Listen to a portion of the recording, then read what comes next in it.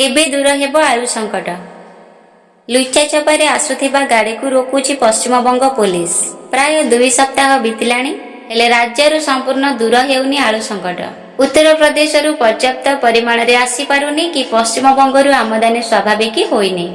एपरी परिस्थिति रे बेंगलुरु लुचा छपारे आसुथिबा आलु गाड़ी उपरे तीक्ष्ण नजर रखिबाकू गला बाटे सीसीटीवी लगाइछंती सेठागार सरकार। आगको वीडियोटी देखा पूर्व वीडियोटी गोटे लाइक कर दिंतु। चैनल रे जदि नुआ अछंती चैनल को सब्सक्राइब कर दिंतु। पाखर थिबा बेल आइकन को क्लिक कर दिंतु जहा फल रे मु जे नुआ वीडियो अपलोड करबी सर्वप्रथम आपण पाखरे पहुंचबो। एपटे आलु संकट दूर पई पश्चिम बंग मुख्यमंत्री सह आलोचना करिसेंती मुख्यमंत्री मोहन माझी। तेणु आगको स्थिति स्वाभाविक हेब अनुमान करा जाउछि। चोर जगिबा भली आलु गाड़ी उपरे पश्चिम बंग सरकारक तीक्ष्ण नजर। गोटिए भी गाड़ी खसी न जिबाकू सीमांत गाँव रे लागिछि सीसीटीवी कैमेरा।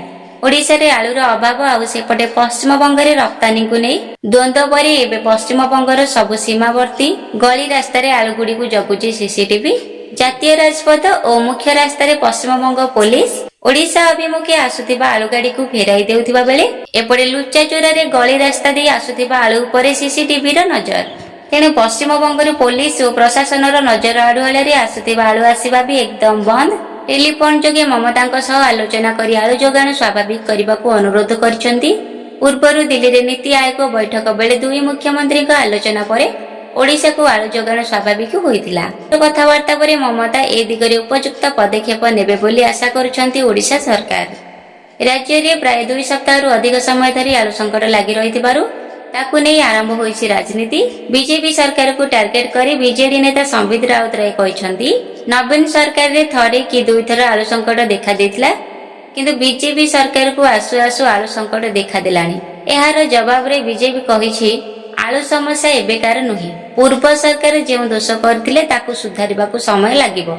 एबे राज्य को आलु आमदानी स्वाभाविक थिबा कहछंती पाइकारी व्यवसायी।